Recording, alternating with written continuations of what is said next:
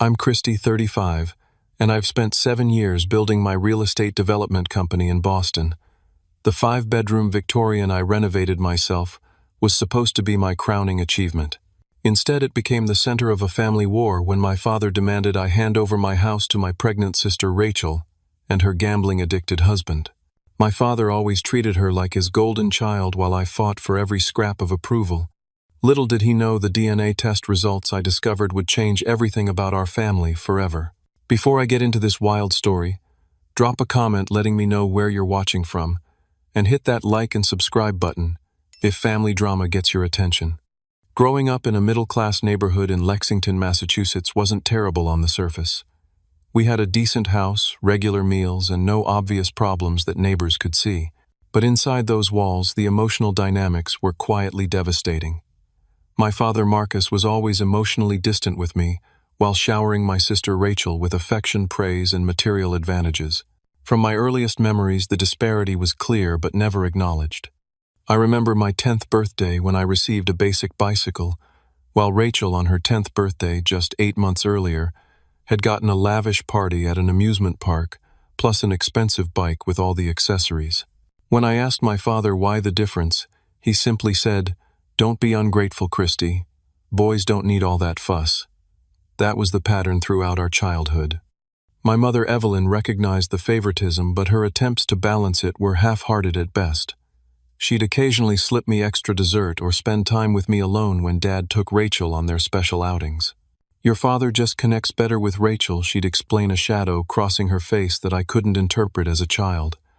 "But I love you just the same." Those words were meant to comfort, but they only confirmed what I already knew. Something about me wasn't enough for my father. High school brought the differences into sharper relief. When I made honor roll 3 semesters in a row, my accomplishment barely warranted a nod at dinner. When Rachel got a single A- amid her usual B's and C's, Dad took the family out to celebrate at the nicest restaurant in town. The college years made the division impossible to ignore. Rachel's education was fully funded tuition apartment spending money, while I was told I needed to learn responsibility by working my way through school. And work I did. I juggled 3 jobs simultaneously: morning shifts at a coffee shop, evening work at the campus library, and weekend hours at a construction company. The construction job, which I originally took just for the higher hourly wage, became unexpectedly significant. I discovered I had a knack for understanding buildings, materials, and spaces. The foreman Dave noticed my interest and began teaching me aspects of the business beyond just hammering nails. "Kid, you've got an eye for this work," he told me during my junior year. "You see how things come together. That's not something I can teach." Despite the exhaustion of working 35 hours a week while carrying a full course load, I graduated with a degree in business administration and zero help from my father. Rachel, meanwhile, had changed majors 3 times before settling on communications, extending her college stay to 5 fully funded years. After graduation, I started at the bottom of Wilson Construction, the company where I'd worked through college. The pay was modest, but I lived frugally, sharing an apartment with 2 other guys and saving every penny I could. Rachel, in contrast, received a down payment for her first condo as a graduation gift along with a new car. Over 5 years, I absorbed everything I could about construction materials, project management, and most importantly, real estate development. I volunteered for every difficult project, worked weekends, and spent evenings studying market trends and property values. My boss, Jeffrey Wilson, became the mentor my father never was. "Christy," he told me one evening as we reviewed plans for a small office building, "you're thinking bigger than this company. You should consider striking out on your own in a few years." He was right. By 28, I had saved enough to make a modest investment in a small, dilapidated property. I spent weekends and evenings renovating it myself, learning plumbing and electrical work through YouTube videos and advice from tradespeople I'd befriended over the years. 6 months later, I sold the property for a 40% profit and used that money for my next project. While I was building my business, brick by brick, Rachel's life followed a different pattern. Her first job at a marketing firm lasted less than a year before she quit, claiming her boss didn't appreciate her creativity. Dad paid her rent during the 3 months she spent finding herself before the next job, which lasted just 8 months. Then came a string of similar positions, none lasting longer than a year, with Dad always providing a financial safety net. Rachel's relationship choices followed a similar pattern of poor decisions rescued by parental intervention. First came Trevor, a musician who borrowed $3,000 from her for equipment and disappeared. Then Andrew, who moved into her condo and contributed nothing for 6 months. Each time Dad would step in with money and support, never suggesting she might need to make better choices. Gregory, her current husband, seemed different at first. He had a steady job in sales and a charming personality, but within a year of their relationship the signs appeared. Small gambling debts he needed help with, missed rent payments, borrowed money that was never repaid. Despite these red flags, Rachel married him last year, with Dad paying for an extravagant wedding. Throughout these years, my business, Christie Brothers Development, ironically named since I have no brothers, grew steadily. I developed a reputation for quality renovations of historic properties, preserving their character while updating them for modern living. Each successful project built my reputation and expanded my opportunities. 3 years ago, I found the property that would become my own home, a neglected Victorian in a transitioning neighborhood. The house had gorgeous bones, high ceilings, intricate woodwork, and large windows, but years of neglect had left it in desperate need of rehabilitation. I spent 18 months renovating it, doing much of the work myself in the evenings after managing my other projects. I restored the original hardwood floors, rebuilt the ornate staircase, and created a modern kitchen that respected the home's historic character. The 5-bedroom, 3-bathroom house became more than just a place to live. It represented everything I had accomplished, despite the lack of support from my family. Every squeaky floorboard I fixed, every wall I painted, every tile I laid, was a testament to my determination to succeed on my own terms. The house became my sanctuary and my proudest achievement, a physical manifestation of overcoming my father's indifference. The invitation came from my mother on a Tuesday evening, as I was reviewing contracts for a new development project. "Christy, honey, I think it's time we had a family dinner at your new place. It's been 3 months since you moved in, and we still haven't seen it properly." Despite my complicated relationship with my family, I felt a flicker of excitement. Finally, a chance to show my father what I had accomplished. Maybe this would be the moment he'd acknowledge my success. I spent the next 3 days hiring a professional cleaning service to make the house spotless, planning an elaborate meal of my father's favorite foods, and even purchasing a bottle of the expensive scotch he preferred. Sunday arrived, and I felt a nervous energy as I put the finishing touches on my home. I had prepared a casual but impressive dinner: prime rib, my father's favorite, roasted vegetables from the farmer's market, and homemade bread rolls with my mother's favorite chocolate cake for dessert. Everything needed to be perfect. They arrived at 6, my father looking vaguely disinterested, my mother nervously excited, and Rachel with Gregory in tow, both eyeing the house critically from the moment they stepped through the front door. "Well, it's certainly big," my father commented without a hint of admiration, as I led them through the entryway with its restored parquet flooring and original stained glass window. "Christy did all the restoration work himself," my mother added, touching the polished walnut banister. "It's beautiful, honey." The house tour continued with similar dynamics, mother offering genuine compliments, father making non-committal noises, and Rachel and Gregory exchanging whispers I couldn't quite catch. When we reached the master suite with its large bay windows overlooking the garden, Rachel finally spoke directly. "This bedroom is almost as big as our entire apartment," she said, a note of resentment in her voice.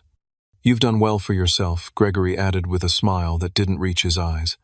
"Must be nice having all this space just for one person." Dinner began pleasantly enough. The food was well received, and my mother made efforts to keep the conversation flowing with questions about my recent projects and neighborhood. For a brief moment, I felt the warm glow of family connection I'd always craved. Then my father cleared his throat during a lull in conversation. "The house is impressive, Christy. More than I expected, to be honest. It was the closest thing to a compliment he'd ever given me about my work, and for a moment my heart lifted. "Thank you, Dad. That means a lot coming from you." His next words shattered the moment. "Though it seems excessive for a single man, all these empty bedrooms going to waste." Before I could respond, Rachel reached for Gregory's hand and broke into a wide smile. "Well, speaking of family news, we have an announcement." She paused dramatically. "We're pregnant. The baby's due in February." The table erupted in excitement, my mother jumping up to hug Rachel, my father beaming with pride as he shook Gregory's hand.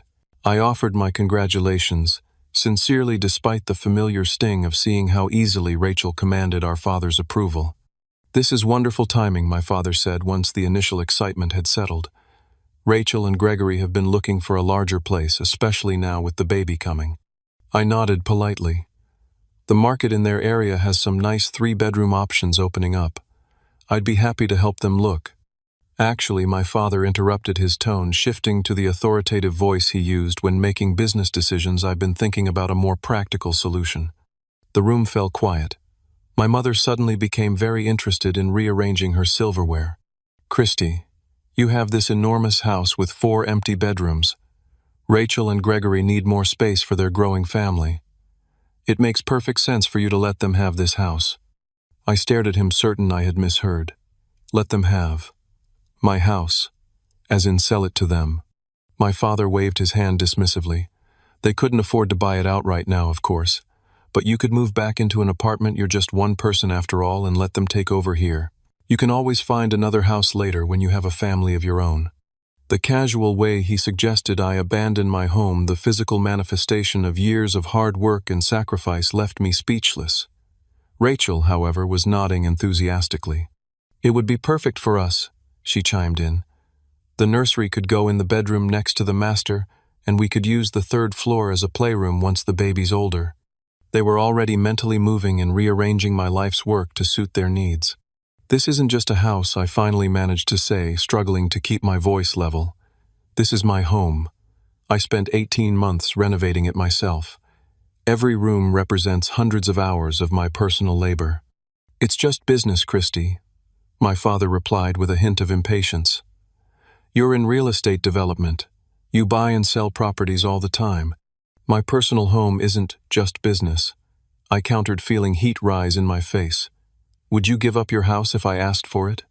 My father's expression hardened. "That's completely different. Your mother and I have built a life in our home. You're a single man with no attachments. This house is wasted on you." Those words, "wasted on you," cut deep, encapsulating a lifetime of being deemed less worthy than my sister. In that moment I saw clearly that nothing I achieved would ever be enough to earn my father's respect. "I'm sorry," I said firmly, "but this house isn't available. I'd be happy to help Rachel and Gregory find something suitable within their budget, maybe help with renovations." "This isn't about money," my father interrupted, his voice rising. "This is about family. Your sister is having a baby. Your niece or nephew will need a proper home. If you cared about family at all, you'd want to help." And there it was, the familiar emotional manipulation, weaponizing family connections to make me feel selfish for maintaining boundaries. I'd experienced this tactic my entire life, but this time the stakes were too high to cave. "I do care about family," I replied, struggling to maintain my composure, "but giving up my home isn't a reasonable request. There are many ways I can support Rachel and Gregory that don't involve sacrificing everything I've worked for." The rest of the dinner deteriorated quickly. My father grew increasingly angry. My mother made weak attempts to soothe tensions, and Rachel alternated between tears and pointed comments about how much better she would utilize the space. By the time they left, the joyful family dinner I had hoped for had devolved into bitter accusations and slammed doors. Standing alone in my kitchen, surrounded by half-eaten food and dirty dishes, I felt the familiar ache of rejection coupled with something new, a simmering anger at the audacity of their demand and a firm resolve not to yield. This house was mine, earned. Through years of struggle they had neither witnessed nor acknowledged, and I wouldn't give it up, not even for the sister who had always been deemed more deserving of everything. The morning after the disastrous dinner, I woke to 3 missed calls from my mother and a text that read, "Your father is very upset. Please reconsider what we discussed." No mention of how I might be feeling after having my life's work dismissed as wasted on me. That afternoon my father called directly. "I'm disappointed in your selfishness," he said without preamble. "Rachel has been crying all night. "Dad, I understand you want to help Rachel, but asking me to give up my home isn't reasonable." I replied, trying to keep my voice steady. "Family helps family," he countered. "Your mother and I sacrificed everything for you kids growing up." The selective memory was staggering. I wanted to remind him of all the times he hadn't sacrificed for me, the college tuition he refused to help with, the first apartment deposit he wouldn't co-sign, for the countless moments of emotional support withheld. Instead, I simply said, "I'm sorry you feel that way. I need to get back to work." That conversation set the pattern for the following weeks. Every family member became an unwelcome ambassador for Operation Take Christie's House. My mother called daily with tearful pleas about Rachel's difficult pregnancy and how much easier it would be in a larger home. My Aunt Susan, my father's sister, sent a lengthy email explaining how sharing my blessings would bring me greater joy than material possessions. Even my cousin Derek, who I'd been close with as a child, messaged me on Facebook. "Dude, it's just a house. Family comes first." None of them seemed to understand that to me it wasn't just a house. It was tangible proof that despite my father's lifelong dismissal, I had created something valuable and beautiful through my own efforts. Giving it up would mean surrendering not just property but the sense of self-worth I'd fought so hard to build. The pressure campaign extended beyond direct communications. One evening, scrolling through Facebook, I discovered my sister had posted a sonogram image with the caption, "Baby Wilson needs a home with room to grow. Praying for miracles and generous hearts." The comments section brimmed with family members offering support and thinly veiled references to certain people who could help but chose not to. I closed the app feeling sick to my stomach at being publicly cast as the villain in my family's drama. Just when I thought things couldn't get more intense, Rachel escalated to direct action. I arrived home from work on a Thursday afternoon to find her car in my driveway. She'd used the spare key my mother had from the dinner party to let herself and Gregory into my house along with an interior designer friend. When I walked in, they were in my living room, the designer sketching on a notepad while Rachel pointed at various features. The wall between the living room and study could come down to make a larger family space, she was saying. And upstairs, the smallest bedroom would make a perfect nursery with some pastel paint. "What are you doing in my house?" I demanded, struggling to contain my anger. Rachel turned, not even having the grace to look embarrassed. "We're just getting some preliminary ideas for when we move in. Dad said you've been difficult, but you'll come around eventually." "Get out," I said quietly, a calm born of absolute fury. "Get out now." "Don't be dramatic," Christy Gregory interjected, lounging on my sofa as if he owned it. "We're family. Your dad thinks." "I don't care what Dad thinks," I interrupted. "This is my home, purchased with my money, renovated with my hands. Neither of you has any right to be here planning renovations. Leave now, or I'm calling the police to remove you for trespassing." The designer, clearly uncomfortable, gathered her things quickly. "I didn't realize. I thought this was already arranged," she mumbled as she hurried out. Rachel stood, her ground color rising in her cheeks. "You've always been selfish," she spat. "Always thinking you're better than everyone because you work so hard. Some of us had real struggles, you know." I nearly laughed at the absurdity. "Real struggles? Dad paid your college tuition, bought your first car, gave you the down payment for your condo. What exactly have you struggled with, Rachel?" "You have no idea what it's like being the daughter in this family," she retorted. "The expectations, the pressure to be perfect. You got to disappear into your work and be the independent son, while I had to be the one maintaining family connections, planning holidays, being there for Mom and Dad." In that moment, I glimpsed a perspective I'd never considered, that Rachel might have experienced her own form of family pressure, different but perhaps no less damaging than mine. But any empathy I might have felt evaporated with her next words. "You owe this family. After everything Mom and Dad did for you, the least you could do is help when we really need it." "I don't owe anyone my home," I said firmly. "And I need you to leave. Now." After they finally left, Rachel in tears, Gregory glowering, I changed the locks that same evening. The confrontation left me shaking with a mixture of rage and an unexpected grief. For the first time, I was standing firmly against my family's manipulation, and while it felt necessary, it also felt like severing a vital connection, however dysfunctional it might be. The family conflict began affecting my work, the one area of my life that had always been a refuge.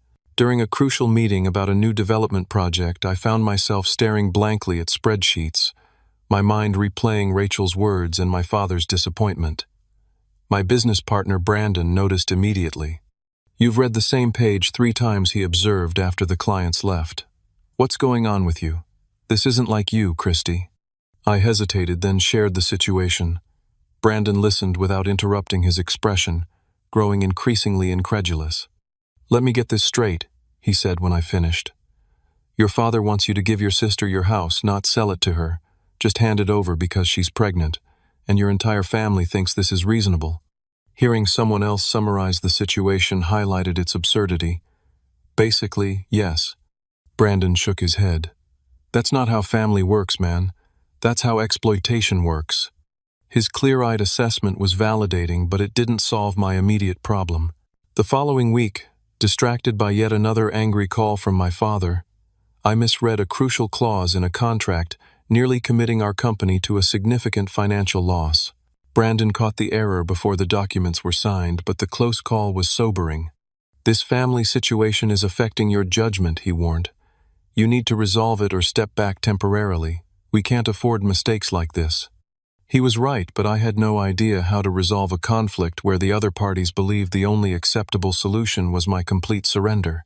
The stress began manifesting physically: insomnia, tension, headaches, a constant knot in my stomach. For the first time in my career, I found myself dreading work rather than finding refuge in it. The conflict reached beyond my immediate family to impact business relationships. At a networking event, I overheard a potential investor mention to another developer, "I heard Christie's having some family troubles, might not be stable enough for the Harrison Street project." The whispers were beginning to affect my professional reputation, the one thing I'd built entirely on my own. As weeks passed, the pressure didn't diminish, it transformed into something more insidious. Rather than direct confrontation, my family began a campaign of isolation. Family gatherings happened without invitations extended to me. Holiday plans were made excluding me. The message was clear: comply or be cast out. 6 weeks after the initial demand, I received a text from my mother. "Please come to Grandpa's 80th birthday lunch on Saturday. He specifically asked for you to be there." The message felt like an olive branch, and despite everything, I missed my grandfather. He had always been kind to me, showing genuine interest in my construction projects, even when my father dismissed them. I arrived at my parents' house Saturday afternoon with a carefully chosen gift for Grandpa, a vintage book about Boston architecture that I'd found at a specialty shop. The atmosphere seemed artificially cheerful as I entered, with conversations pausing briefly before resuming with forced brightness. My grandfather greeted me warmly with a firm handshake that belied his age. "There's my builder," he said affectionately. "Your grandmother would have loved to see what you've done with that old Victorian." For a moment I relaxed, thinking perhaps this gathering could be a step toward healing the family rift. That illusion shattered during lunch when my father clinked his glass for attention. "Since we have the whole family together," he announced, "I think we should address the elephant in the room. As you all know, Rachel and Gregory are expecting their first child, the first great-grandchild for Dad." He nodded toward my grandfather. "They need a family home, and Christy has a 5-bedroom house he doesn't need." My stomach dropped as I realized the family gathering was actually an ambush.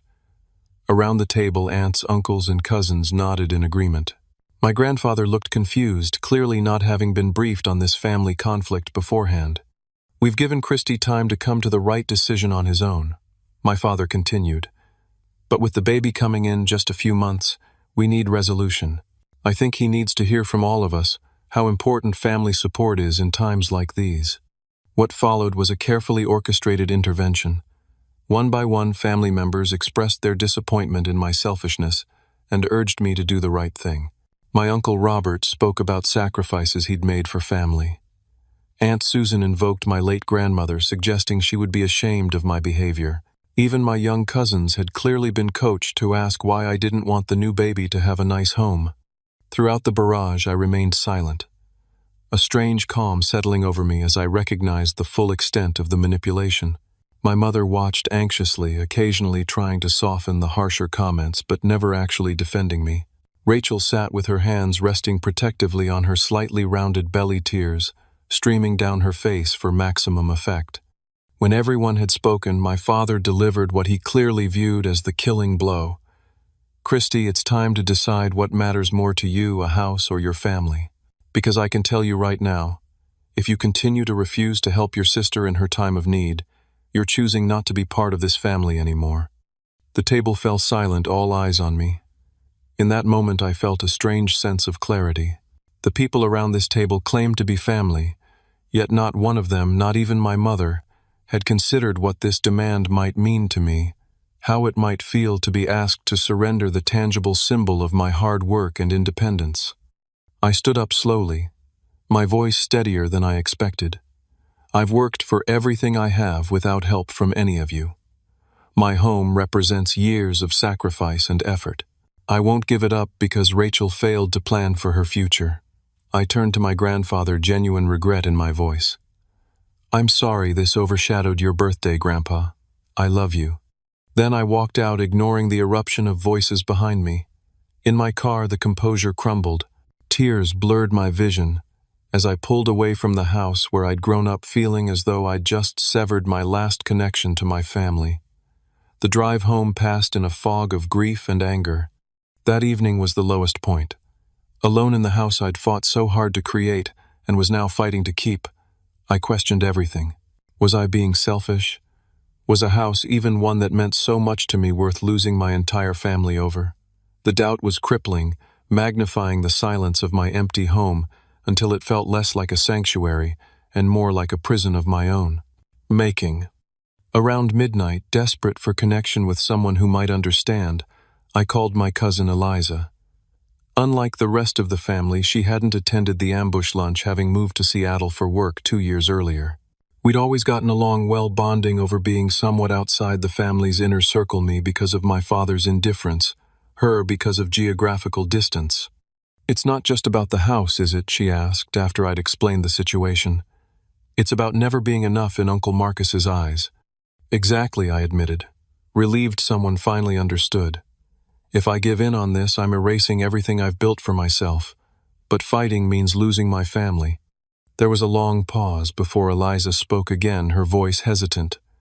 "Christy, there's something you should know. It might not help with your decision, but I've heard things over the years. About Aunt Evelyn and Uncle Marcus." "What kinds of things?" I asked, suddenly alert.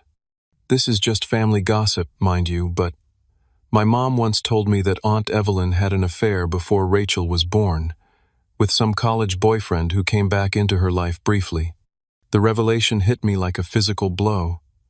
"Are you saying Rachel might not be Dad's biological daughter?"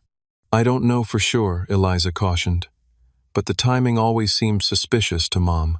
And haven't you ever noticed that Rachel doesn't really look like Uncle Marcus? She doesn't have any of the Wilson features the rest of us share." Now that Eliza mentioned it, it was true.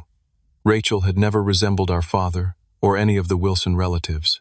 I'd always assumed she simply took after our mother's side of the family, but even there, the resemblance wasn't strong. "This could explain so much," I said slowly, mind racing through memories with this new lens.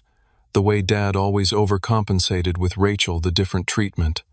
Maybe he spent 28 years trying to prove to himself that she's really his daughter, by loving her extra, Eliza suggested. Or maybe he knows the truth and has been trying to make up for it. Either way, it's not your burden to carry, Christy. After we hung up, I couldn't sleep, my mind spinning with this potential revelation. Could this explain the lifetime of differential treatment? Was my father's favoritism toward Rachel an elaborate compensation for private doubts about her paternity? The next morning, I began investigating discreetly. I found old family photo albums, studying Rachel's features compared to relatives on both sides. The more I looked, the more obvious the discrepancies became. Rachel had hazel eyes in a family of blue-eyed people. Her nose and jawline matched neither our father's family nor our mother's. I considered confronting my parents directly, but feared the explosive potential of such accusations without proof. Instead, I researched DNA testing options. The challenge would be obtaining samples without raising suspicions, especially given the current family rift. The opportunity came unexpectedly when my mother called a week later, her voice conciliatory. "Your father was too harsh at the lunch," she admitted. We all want to find a solution that works for everyone. Could you come over for coffee? Just you and me. Despite my wariness, I agreed. During the uncomfortable visit, I managed to collect what I needed: a hair from my father's brush in the bathroom, a tissue my mother discarded, and later, under the guise of reconciliation, a coffee cup Rachel had used when she stopped by. Unexpectedly during my visit, the next 3 weeks of waiting for DNA results were agonizing. I threw myself into work trying to repair the damage my distraction had caused to projects and relationships. Brandon noticed the change in my focus, but didn't press for details, simply offering his support. "Whatever you're working through, I've got your back," he said one evening, as we reviewed plans for a new development. When the email notification finally arrived with the DNA test results, my hand shook as I clicked to open it. The scientific language was complex, but the conclusion was unmistakable. Based on the genetic markers analyzed, Rachel and I shared maternal DNA, but not paternal. Rachel was my half-sister, not my father's biological daughter. The truth I now possessed felt both liberating and terrifying. It explained so much about my childhood, about the inexplicable favoritism that had shaped my sense of self-worth. Yet wielding this information came with enormous responsibility. This wasn't just my truth to reveal; it would impact multiple lives, potentially destroying the family completely. I sat alone in my office, long after everyone else had gone home, wrestling with what to do next.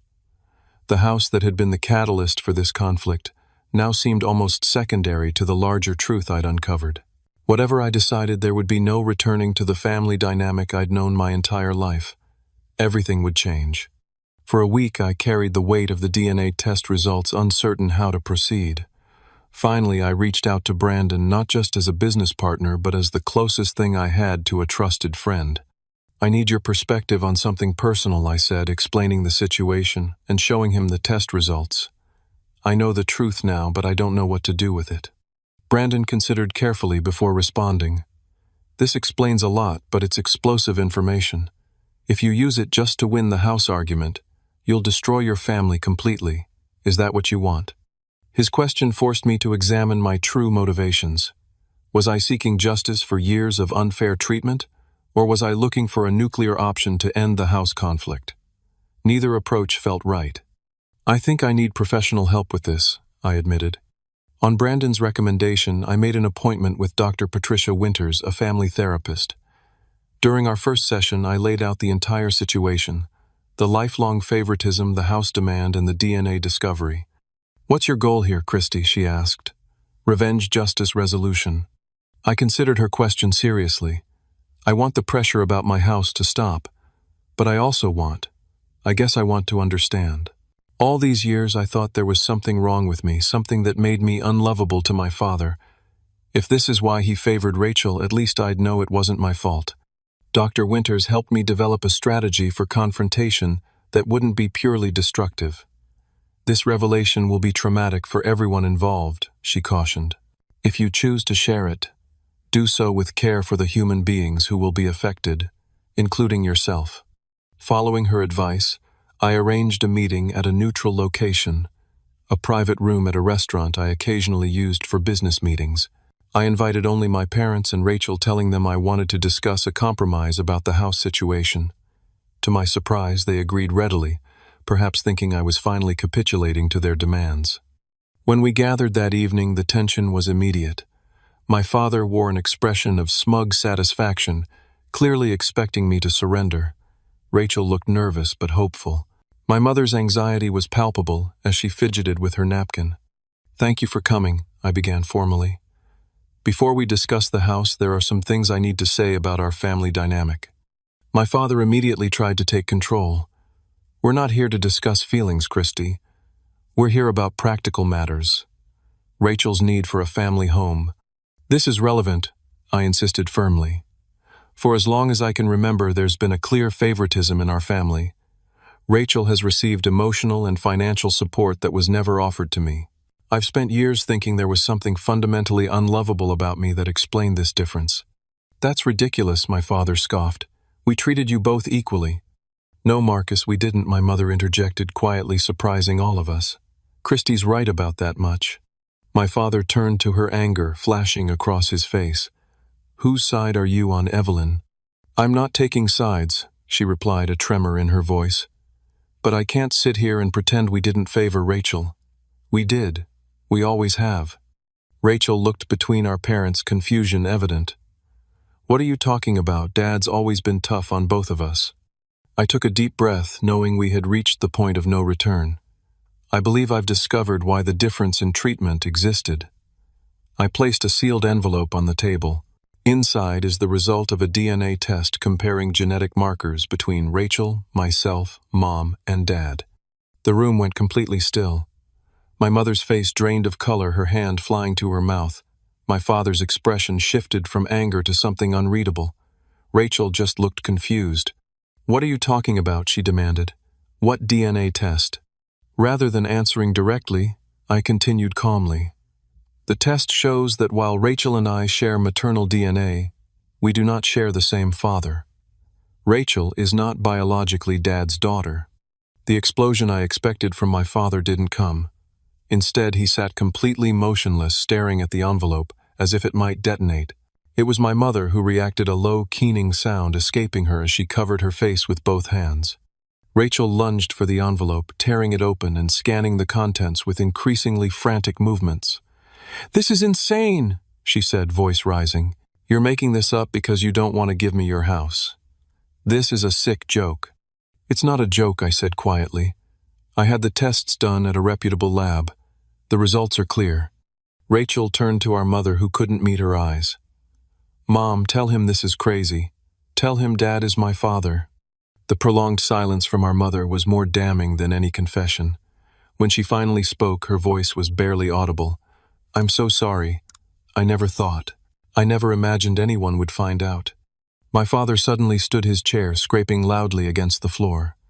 Without a word, he walked out of the restaurant, leaving the three of us in stunned silence. Rachel's shock transformed into rage as the reality sank in. "How could you?" she screamed at our mother. "My entire life has been a lie. Who is my real father? Does he know about me?" My mother seemed to collapse in on herself, decades of secrets suddenly exposed. "His name was Alan Mercer. We dated in college before I met your father. He came back into my life briefly when Christy was a toddler. It was a mistake. A terrible mistake." "Does Dad know?" I asked, suddenly uncertain. The lack of explosion from my father suggested this might not have been the revelation I expected. "He suspected," my mother admitted. "When Rachel was born, there were comments from family about how little she resembled Marcus. We never did a test, but I think he's always known on some level." Rachel was openly sobbing now, her pregnancy-enhanced emotions overwhelming her. "So my entire life, the way Dad doted on me, made sure I had everything, was just guilt and compensation." "He loves you," my mother insisted, reaching for Rachel's hand, which she yanked away. "Whatever the biology he raised you, he chose to be your father in every way that matters." The revelation had accomplished what I wanted, shifting the focus entirely away from my house. But I felt no triumph, only a profound sadness for the web of secrets and compensations that had shaped all our lives. Rachel, still crying, gathered her things and left to find my father. My mother remained, looking suddenly older and unbearably tired. "I never meant to hurt anyone," she said softly. "I thought I was protecting my family by keeping the secret." "But the secret hurt us anyway," I replied. "It created a dynamic that made me feel worthless for decades." She nodded, tears streaming down her face. "I know. And I let it happen because I was afraid if I pushed too hard against Marcus's favoritism, he might start questioning why he felt the need to overcompensate with Rachel. I failed both of you. I'm so sorry, Christy." In that moment, looking at my broken mother, I felt no satisfaction, only the hollow recognition that truth, while necessary, was rarely painless. The aftermath of the revelation was predictably chaotic. My father disappeared for 3 days, not answering calls or texts from any of us. My mother moved temporarily to her sister's house, unable to face the empty home or my father's potential return. Rachel, according to texts from my mother, had barricaded herself in her apartment, refusing to see anyone, including Gregory. I threw myself into work, the familiar refuge of blueprints and contracts, providing some stability amid the emotional earthquake I had triggered. Brandon respected my privacy but ensured our colleagues shielded me from unnecessary stress. "Whatever's happening in your personal life, we've got the business covered," he assured me. "Take the space you need." A week passed with no contact from my father or Rachel. My mother called daily, alternating between tearful apologies for the past and anxious questions about whether I'd heard from the others. I began to wonder if I'd permanently destroyed my family in my quest for truth and fairness. The following Wednesday evening, I arrived home to find my father's car in my driveway. He sat on my front steps looking older and more vulnerable than I'd ever seen him. His normally immaculate appearance was disheveled, unshaven, wearing the same clothes he'd had on at the restaurant confrontation a week earlier. "Can we talk?" he asked simply when I approached. Inside, I offered him coffee, which he accepted gratefully, wrapping his hands around the mug as if seeking warmth despite the mild evening. For several minutes, we sat in uncomfortable silence, the tick of the grandfather clock in the hallway the only sound. "I've known since Rachel was born," he finally said, his voice rough. "Not with scientific certainty, but in my gut. She had none of my family's features. The timing of her conception coincided with a business trip I took. There were signs." I listened without interrupting, stunned by his candor after a lifetime of emotional distance. I made a decision then to never question it officially, to raise her as my own. But the doubt was always there, gnawing at me. I think I overcompensated with Rachel because I was constantly trying to convince myself that she was truly mine, that if I loved her enough, invested enough in her, it would somehow make the biology irrelevant. He took a shaky breath before continuing. "What I didn't realize, or maybe didn't allow myself to see, was that my overcompensation with Rachel came at your expense. Every time I gave her special treatment, I was withholding something from you. The acknowledgement I'd waited for my entire life landed with less impact than I'd imagined, perhaps because it came too late, or perhaps because understanding the reason didn't erase the decades of feeling inadequate. Why did you demand I give her my house?" I asked the question that had started this entire painful journey. My father looked genuinely puzzled. "I don't know. It was irrational, wasn't it? Maybe after all these years of giving Rachel everything, it became a pattern I couldn't break.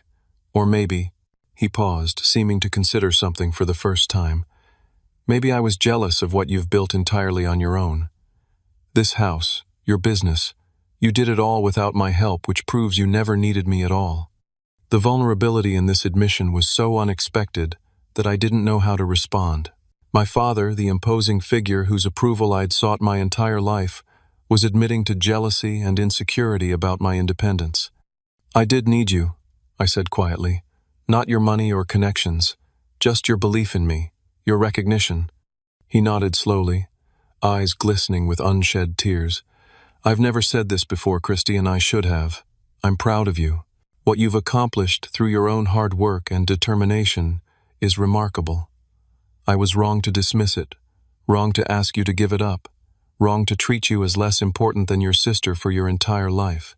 I don't expect forgiveness, but I needed you to hear that. It wasn't a perfect apology, it didn't erase the past or heal all wounds, but it was honest in a way my father had never been with me before. It was a beginning." "What happens now?" I asked. "With the family, with Rachel?" "I don't know," he admitted. "Your mother and I have a lot to work through. As for Rachel," he sighed heavily, "she's devastated. Finding out the truth has shaken her entire sense of identity. She needs time." 2 days later, I received a text from Rachel, asking if we could meet for lunch.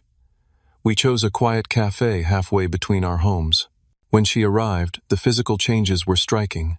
Dark circles under her eyes, hair pulled back carelessly, none of her usual careful makeup. The pregnancy was more visible now, her loose sweater not quite concealing the growing bump. "I've been thinking a lot," she began after we ordered, "about how differently we were treated growing up. I always thought it was because I was somehow better, smarter, more charming, more lovable. It fed my ego, but it was all based on Dad's guilt and insecurity. It wasn't your fault," I offered. "You didn't create the dynamic." "No, but I benefited from it," she acknowledged. "And I never questioned it or stood up for you when Dad was being unfair. I just accepted the preferential treatment as my due." She twisted her napkin nervously. The house thing that was completely out of line. I can see that now. The entitlement I felt. It's embarrassing. Who is Alan Mercer? I asked the question that had been lingering since the revelation. Have you tried to find him? Rachel nodded. Mom gave me his information. He lives in Colorado, now married with 2 grown children. I haven't contacted him yet. I'm not sure I'm ready. Whatever you decide, I'll support you, I said, meaning it.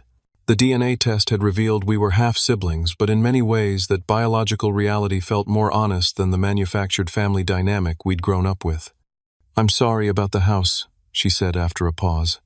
Gregory and I have been looking at apartments we can actually afford. It's a reality check, but maybe one we needed.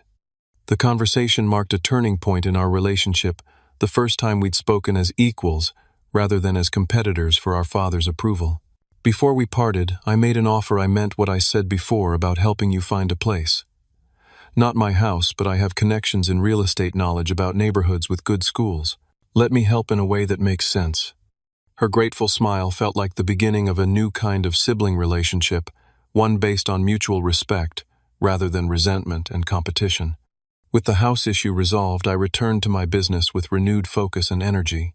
The project that had suffered during the family crisis, a mixed-use development in a historically significant neighborhood, became my priority.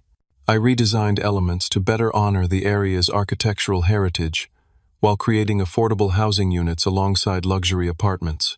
The concept was innovative enough to attract attention from local media and industry publications.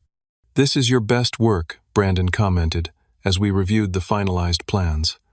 Whatever you went through these past months, it's transformed your approach. He was right. The experience had shifted something fundamental in me. With the weight of seeking my father's approval finally lifted, I found myself designing spaces not to prove my worth, but to create something meaningful. The development, which we named Wilson Heritage Commons in honor of my grandfather, became a showcase project that elevated our firm's reputation. When the project broke ground 2 months later, I invited my family to the ceremony. To my surprise, they all came, my parents standing somewhat awkwardly beside each other but making an effort. Rachel and Gregory, her pregnancy now visibly advanced. Even my grandfather beaming with pride at seeing his name on the project. You've built something remarkable here, my father said after the speeches and photo opportunities. Not just the buildings, but the vision behind them. The compliment, freely given without manipulation or agenda, meant more than all the approval I'd sought for decades. 1 year after the confrontation that revealed our family's secret, we gathered at my house for Thanksgiving dinner. The dynamic was markedly different from any previous family gathering. My parents had spent 6 months in couples therapy, slowly rebuilding their relationship on more honest footing.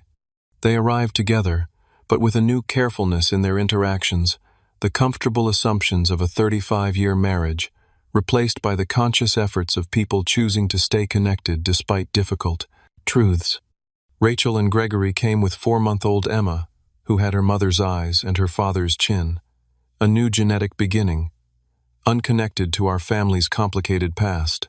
They had moved into a modest 3-bedroom townhouse that I had helped them find in a good school district, which Gregory had managed to afford by taking a second job and finally addressing his gambling addiction. She's beautiful, I said, holding my niece while Rachel prepared her bottle. The baby gurgled and grabbed at my tie, her tiny fingers surprisingly strong. We're thinking of having Alan visit next month, Rachel said, referring to her biological father with whom she'd established cautious contact via email 3 months earlier. He's curious about Emma, his first grandchild. It's strange, but not entirely uncomfortable. My father, overhearing this, showed no signs of the jealousy or possessiveness that would have characterized his reaction a year ago. Instead, he nodded thoughtfully. I think that's appropriate. Emma should know her full heritage. This simple acknowledgement of reality, rather than clinging to appearances, marked how far he had come. Our relationship had evolved too. We would never have the effortless father-son bond I had envied in friends, but we had developed something perhaps more valuable. A relationship based on honest communication and mutual respect, rather than performance, and approval-seeking. Professionally, the year had brought significant growth.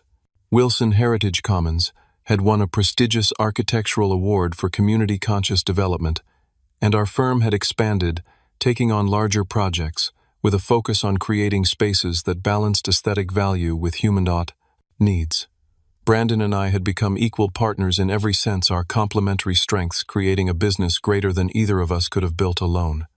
My personal life had expanded beyond work as well. Through a community volunteer project related to our development, I had met Natalie, an urban planner with a sharp mind and warm laugh, who challenged and supported me in equal measure. Our relationship was still new, but built on a foundation of honesty about our pasts and hopes for the future. The therapy I had begun during the family crisis had continued helping me process not just the immediate trauma of the revelation, but the deeper wounds of my childhood. Dr. Winters had guided me through recognizing patterns formed in response to my father's emotional withholding, my workaholism, my difficulty, trusting others' appreciation, my tendency to prove my worth, through achievement rather, than connection. The truest measure of healing, she told me in one of our sessions, isn't forgetting the pain but finding it no longer controls your choices. That Thanksgiving, looking around at my imperfect but honestly connected family, I recognized the truth in her words. The pain of my childhood hadn't disappeared, but it no longer dictated my sense of self-worth or my capacity for relationship. After dinner, as everyone gathered in the living room with coffee and dessert, my father asked if he could speak. This past year has been the most difficult and the most clarifying of my life. He began, his voice steady but emotional. I've had to face hard truths about myself, how my own insecurities and fears shaped the way I parented both of you. He looked from Rachel to me. I can't undo the past, but I'm grateful for the chance to build something more authentic moving forward. My mother, sitting beside him, reached for his hand. We both are, she added quietly. Later, as the evening wound down and guests began to leave, I found myself alone in the kitchen with my grandfather. At 81, he remained sharp and observant, the family witness who had seen it all but spoken little. You know, he said, helping me load the dishwasher despite my protests, your grandmother always worried about you. She saw how Marcus treated you differently, and it troubled her deeply. She would be proud of the man you've become, not because of your success, though that's impressive, but because of your integrity. You faced a difficult truth and used it to heal rather than wound. His words touched something deep within me. I almost used it as a weapon, I admitted. When I first discovered the truth, part of me wanted revenge for all those years of feeling second best. But you didn't, he pointed out. You found a way to break the cycle instead of perpetuating it. That's real strength, Christy. As the last guests departed and I stood alone in my home, the house that had become the unlikely catalyst for our family's transformation, I reflected on the journey of the past year. The 5-bedroom Victorian that my father had demanded I surrender had become something different than I'd originally intended. Not just a showcase of my professional abilities or a symbol of my independence, but a gathering place for a family learning to connect in healthier ways. The truth that had seemed so devastating when revealed had ultimately been liberating. By understanding the real dynamics that had shaped our family, we had all been freed from roles we'd been unconsciously playing our entire lives. My father from his compensatory favoritism, my mother from her burden of secrets, Rachel, from her sense of entitled superiority, and me from my desperate quest for approval I could never earn. The deepest lesson I had learned was that self-worth could never truly come from others' validation. My father's approval, which I had sought so desperately for decades, couldn't fill the void his emotional distance had created. True security came from within, from knowing my own values and living in accordance with them, from creating meaning through work that mattered, from forming connections based on authenticity rather than performance. The house that had almost torn my family apart had become ironically the place where we began to rebuild. Not through surrender or demand, but through truth, however painful, and the choice to grow beyond old patterns into something new and more authentic. As I turned out lights and closed up for the night, I felt a quiet contentment that had nothing to do with material success or family approval. It came from the knowledge that I had faced one of life's hardest challenges, confronting painful family truths, and emerged not bitter but more whole. Has your family ever expected you to make unreasonable sacrifices because we're family? How did you handle it? I'd love to hear your stories in the comments below. And if this journey resonated with you, please hit that like button and subscribe for more real-life experiences. Remember, sometimes the hardest truths lead to the greatest freedom. Thank you for listening to my story, and may you find the courage to face your own truths with compassion and strength.